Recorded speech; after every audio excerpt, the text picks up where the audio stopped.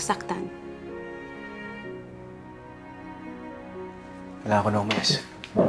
Saan ka pupunta? Hahanapin ko yung kasabot ni Papa. Alam ko na kung saan ko narinig yung tunog na nasa recording. Daniel, kalma ka lang. Ano ba talaga plano mo? Saan ka pupunta? Oo nga, baka may mangyari sa'yo. Kaya ko sarili ko. Mas mabuti pa ako na muna pumunta doon mag-isa. Pero saan nga yan? Kahit yun lang, sabihin mo na sa amin. Puntahan na namin ni Papa dating yung lugar na yun.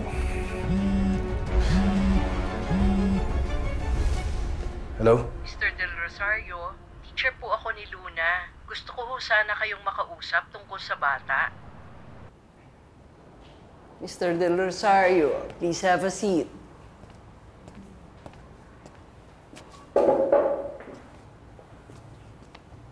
Pinatawag ko po kayo dahil nag-aalala po ako para kay Luna. Madalas nakikita namin na umiiyak siya at hindi rin nakikihalubilo sa mga ibang bata. May malaking change sa behavior po niya. May problema po ba sa bahay? Meron ho bang sinabi si Luna? Wala naman po. Pero nahahalata po namin na may pinagdadaanan po ang bata. I understand na may mga family matters na hindi po kayo komportableng pag-usapan. But we want to be part of the solution. Base po sa profile ninyo, nalaman namin na kung ano ang profession ninyo. Si Sir po ba ang laging nasa bahay? Opo. Pero alam naman po ni Luna yung setup namin.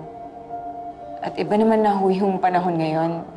Shared responsibility naman yung pag-nurture sa bata. Baka namimiss lang po kayo ng bata. Baka you should spend more time with her. Teka lang ho, sinasabi niyo ho ba na ako yung may problema dito? Mabuting yun ako si Iris. Ang totoo niyan, she's perfect.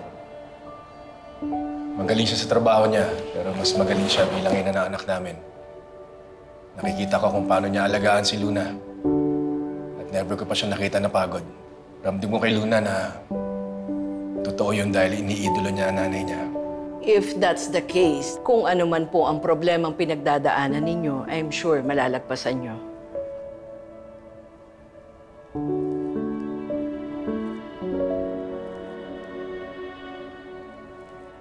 Ayusin mo namin to. Maiwan ko na po kayo.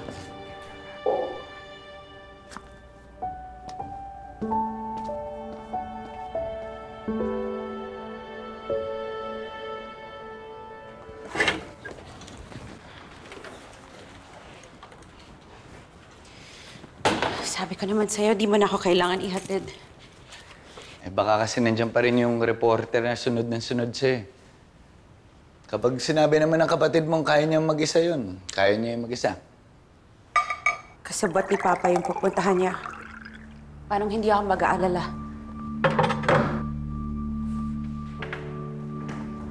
Uminom ka muna. Salamat.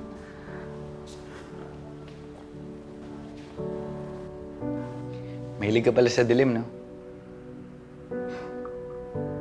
Matagal ng pundido yan. Hindi ko na pinaayos. Nakasanayan ko na.